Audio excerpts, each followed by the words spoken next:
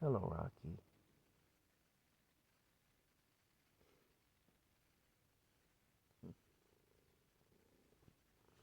Oh my goodness. Well, good morning, everyone. It's Friday morning. It's Friday morning, it is. And as you can see, Rocky's all bright-eyed and bushy-tailed. Him is. There he is. He's standing on top of me. Hey, you. Anyway, I haven't gotten into any trouble in a while, so I figure I'm overdue. And so I'm going to talk about something that's going to probably raise some ire somewhere. And that is what's happening in the schools right now. Um, and the sexualization of children in the schools and in society in general, with the idea being, yeah, I'm rubbing his belly here, with the idea being that it's to promote love and acceptance toward the alphabet community. Okay, you're heavy, sweetie. You're very heavy. Yeah. Anyway, yeah, the idea being that it's to promote love and acceptance within the for the LGBT community, um, or the alphabet community, or whatever. I don't know how many letters there are now. They keep adding to it, so I don't really know. But anyway, the whole thing is, um, they claim that by taking children to events where men dress in really flimsy women's attire and do erotic dances um, for the crowd, that this is going to cause children to have love and acceptance for transgender people. They claim that by teaching children graphically how homosexuals, well, the things that homosexuals do with each other behind closed doors, they claim that that is going to cause children to be loving and accepting of homosexuals. Well, you know, I sometimes tell a story about back in the mid 80s when I was working in a wire factory. And some of the men I worked with liked to do a thing they called queer hunting. They would drive 50 miles into the city of Ottawa and they would look for people they suspected, for men they suspected of being homosexuals. I don't really know what criteria they used to make the determination, but they would look for men they thought were homosexuals, and they would beat these men up, and they called it queer hunting. And they were talking about going on the weekend and doing this, and I spoke up and I said that I thought that it was a stupid thing to be doing, and that they ought to just leave those people alone. And I got targeted for that. I got into some trouble for that. Because in that day and age, you did not question why anybody would want to beat up homosexuals. I mean, beating up homosexuals was considered by many people, not everybody, but by many people, it was considered a good and proper thing to do. And so, the pendulum swings from one extreme to the other. We were abusing them, now we're treating them like they're heroes or something. When really they don't deserve either of those things. They didn't deserve the abuse they received back then, and they don't deserve the hero worship that they get now.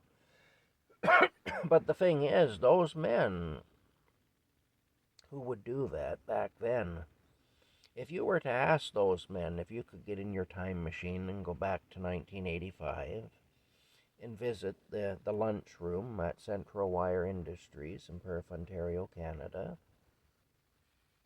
and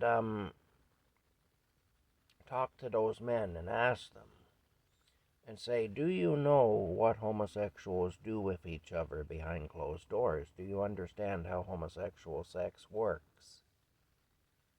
They would have no issue to tell you.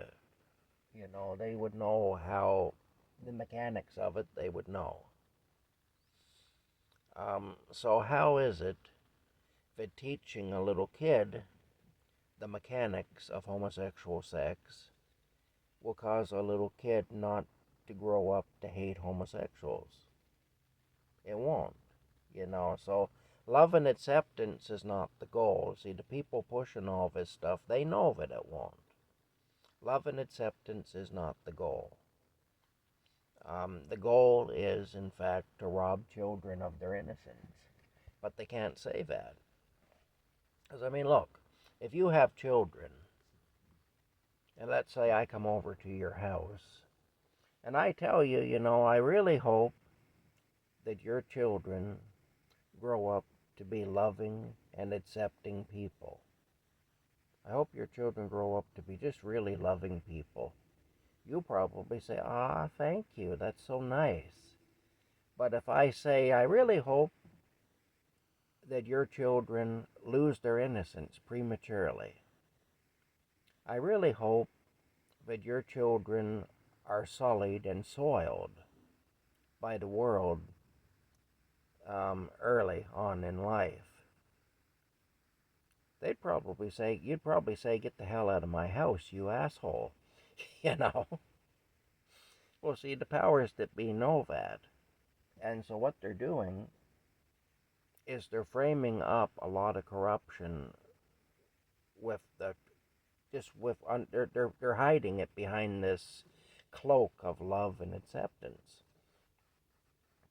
You know, like I say, those men that hated homosexuals back in the 80s to the point where they were going out of their way to beat them up, um, those men, it wasn't because they didn't know how homosexuals do it with each other that they were going after them.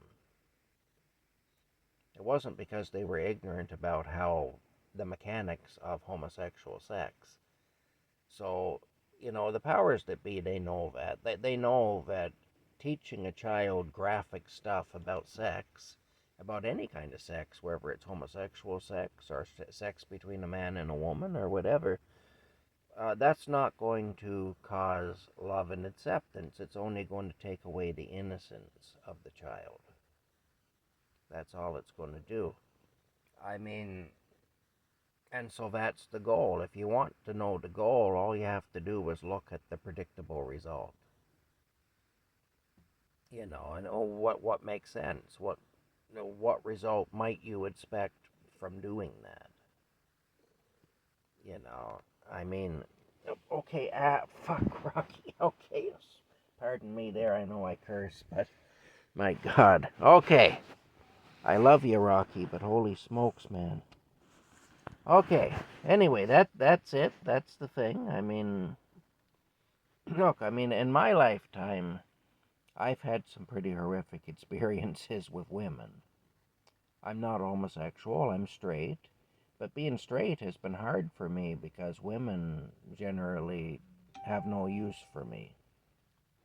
I'm a guy they just don't be attracted to. And in fact, I've had women in public places be angry with me because they feel like I'm violating them in some way just by being present in the area where they are.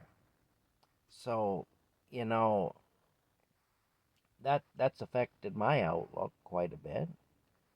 And many, I would even say, I'd even go so far as to say that at this point in life, I'm a misogynist. I have a lot of very misogynistic ideas about women at this point. But I know how female genitals work. I know how to have sex with a woman. You know, I know the function of the vagina during the sex act and so on. And yet I'm still a misogynist. So, again, having that kind of knowledge is not going to cause children to have love and acceptance towards a group of people. It just isn't. I mean, and like I say, the powers that be that run the schools and everything, that decide on the curriculum, they know this. They're perfectly aware of it. Um, so you got to ask yourself, what's the real goal? I mean, what's the goal of having children attend a drag performance? What's the goal of that? It's not to create love and acceptance. It's to take away innocence. These are adult things. These are not functions for children. These are adult activities. Now, if adults want to go and partake of it, that's up to them. I mean, look, I'm not going to go. I have no interest in it. But I'm not going to tell another adult that they can't go. It's not for me to do that. But when it comes to children, you know, you're not going to teach your children to be loving and accepting by taking them to something like that. You're really not. Any more than you're going to teach your children to be loving and accepting by giving them graphic information about how sex works. All you're going to do is rob them of their innocence. And so I don't know there's something seriously wrong in society when we're sexualizing children to the degree that we're doing it now. You know, let the kids be kids. They'll have to deal with all that crap soon enough. And you know, I mean, it complicates things, is what it does. It complicates things for adults. We have trouble handling it. How's a little kid supposed to be able to handle things that even we have difficulty with? You know, that we struggle with. It's an awful lot to load up on the shoulders of a child. Let the kids be kids. Let them be silly and goofy. Let them learn how to read and write and do math in school, which is really what they should be learning in school. You know? And let them find out all this other stuff when the time is right for them to know it. That's all.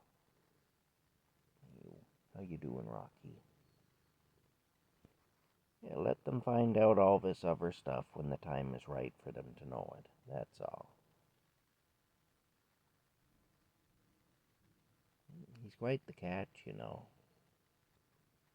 Let them find out. And I mean, look, when I was 6 years old, I didn't know a whole lot about sex. I knew the girls and boys were different.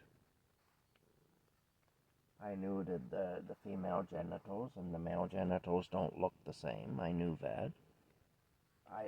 There were things that I knew about girls and boys that we weren't the same, but I didn't know just why that was or anything. I didn't have graphic knowledge like what they're pushing on the kids now.